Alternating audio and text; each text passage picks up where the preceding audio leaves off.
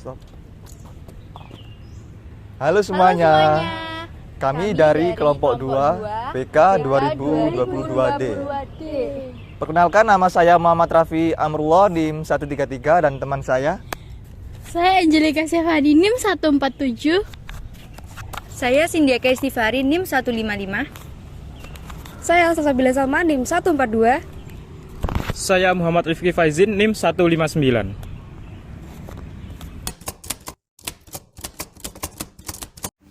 Halo semuanya, kenalin, nama aku Salsa.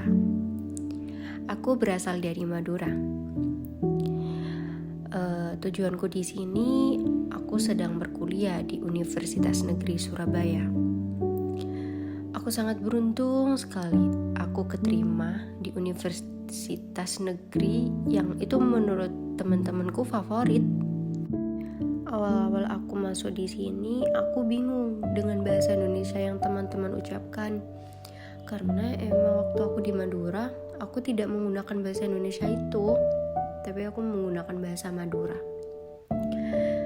Di UNESA ini membuatku untuk bisa belajar bahasa Indonesia. Karena kalau misalnya aku tidak bisa bahasa Indonesia dengan lancar, aku tidak bisa berinteraksi dengan teman-temanku.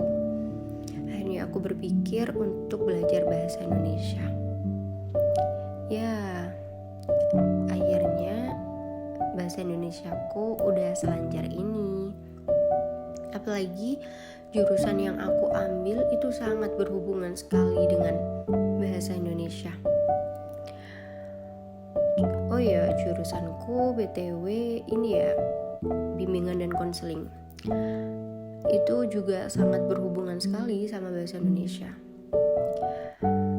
Harus bisa bahasa Indonesia dengan baik agar bisa melayani konseli.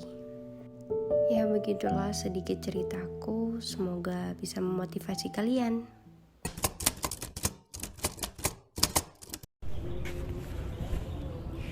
Dalam kedudukannya sebagai bahasa Indonesia, fungsi bahasa Indonesia adalah sebagai lambang kebanggaan kebangsaan, identitas nasional, alat penghubung antar warga, antar daerah, dan antar budaya, serta alat pemersatu suku, budaya, dan bahasa di Indonesia. Sedangkan dalam kedudukannya sebagai bahasa Indonesia, fungsi bahasa Indonesia adalah sebagai bahasa resmi kenegaraan, bahasa pengantar pendidikan, alat penghubung tingkat nasional, dan alat pengemban kebudayaan, ilmu pengetahuan, dan teknologi. Bahasa Indonesia mempunyai dua kedudukan yang sangat penting, yaitu sebagai bahasa nasional dan bahasa negara. Indonesia sebagai bahasa nasional, fungsi bahasa Indonesia diantaranya adalah untuk mempererat hubungan antar suku di Indonesia. Fungsi ini sebelumnya sudah ditegaskan di dalam butir ketiga dari Ikrar Sumpah Pemuda, yaitu kami sebagai putra dan putri bangsa Indonesia menjunjung tinggi bahasa persatuan, yaitu bahasa Indonesia.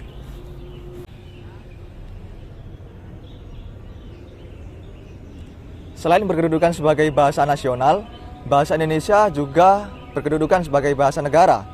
Hal ini sesuai dengan ketentuan yang tertera di dalam Undang-Undang Dasar 1945 pada bab 15 pasal 36 yang berbunyi bahasa negara ialah bahasa Indonesia. Dengan demikian, kedudukan bahasa Indonesia mempunyai landasan yuridis yang kuat dalam tata kenegaraan dan kehidupan berbangsa dan bernegara kita.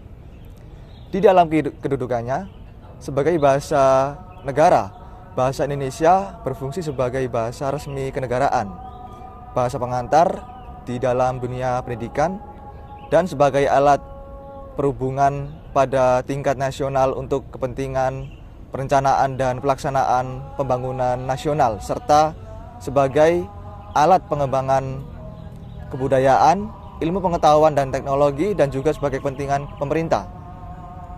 Sebagai bahasa resmi kenegaraan, bahasa Indonesia dipakai di dalam segala upacara, peristiwa, dan kegiatan kenegaraan baik secara lisan maupun tertulis.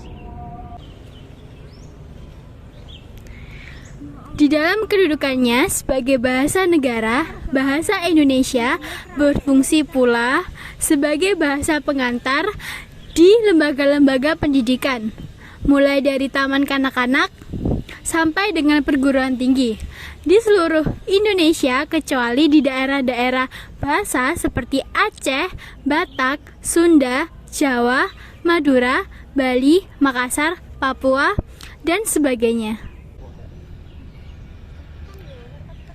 Bahasa Indonesia juga merupakan senjata yang dapat digunakan oleh konselor untuk dapat membangun hubungan dengan mengintervensi perilaku konseli. Konselor dapat diharapkan memiliki keterampilan bahasa Indonesia yang baik untuk merespon kembali pernyataan konseli. Penggunaan bahasa Indonesia juga sangat penting dalam BK karena diperlukan sebuah komunikasi yang efektif antara konselor dan konseli melalui penggunaan bahasa Indonesia yang sesuai agar pelaksanaan pelayanan BK dapat berjalan dengan baik.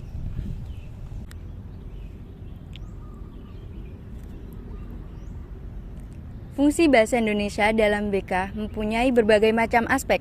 Yang pertama, sebagai alat ekspresi diri, yaitu merupakan sarana untuk mengungkapkan segala sesuatu yang ada dalam diri seorang, berupa pikiran, perasaan, gagasan, dan keinginan yang dimilikinya. Yang kedua, bahasa sebagai alat komunikasi, yaitu merupakan media penyampaian bahasa atau pesan yang melahirkan perasaan dan menciptakan kerjasama antar individu. Yang ketiga, bahasa sebagai kontrol sosial, yaitu berbagai penerapan, informasi maupun pendidikan disampaikan melalui bahasa. Kemudian yang terakhir, bahasa sebagai alat integrasi dan adaptasi sosial. Bahasa tersebut sebagai alat salah satu unsur kebudayaan memungkinkan pula manusia memanfaatkan pengalaman mereka, mempelajari dan mengambil bagian dari pengalaman tersebut dari orang-orang sekitar. Baik, setelah ini kami akan mewawancarai beberapa orang mengenai fungsi dan kedudukan dari bahasa Indonesia. Kak, permisi, boleh minta waktunya sebentar untuk saya wawancarai? Boleh, Kak. Ya baik, perkenalkan dengan saya Raffi dan kakaknya siapa? Saya Aisyah. Ya, baik. Ya, menurut kakak, seberapa pentingkah bahasa Indonesia dalam kehidupan sehari-hari? Menurut saya bahasa Indonesia itu sangat penting ya buat kehidupan kita sehari-hari. Ya.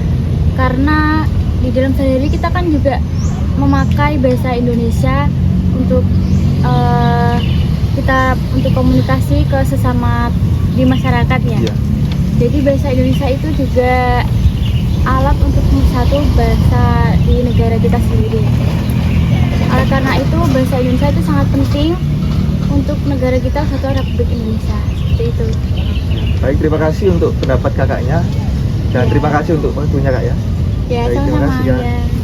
Bagaimana upaya Anda dalam menjaga dan melestarikan bahasa Indonesia? Yang pertama, menggunakan bahasa Indonesia sebagai bahasa sehari-hari karena bahasa Indonesia adalah bahasa nasional kita. Dan juga mencontohkan kepada generasi-generasi kita selanjutnya bahwa bahasa Indonesia adalah bahasa yang seharusnya kita gunakan, bukan bahasa asing. Mbak, Ya, boleh izin bertanya? boleh. Menurut Mbak, mengapa peran bahasa Indonesia itu penting dalam kehidupan kita? Menurut saya, peran bahasa Indonesia itu penting dalam kehidupan sehari-hari karena bahasa Indonesia itu menjadi alat untuk mempersatukan suku satu dengan suku yang lain. Dan bahasa Indonesia menurut saya adalah bahasa yang paling gampang untuk dipahami bagi seluruh masyarakat Indonesia. Seperti itu, Mbak. Terima kasih, Mbak. Sama-sama. Mbak, boleh bertanya sesuatu? Iya, boleh. Silakan. Menurut Mbak, apa upaya Mbak untuk melestarikan bahasa Indonesia?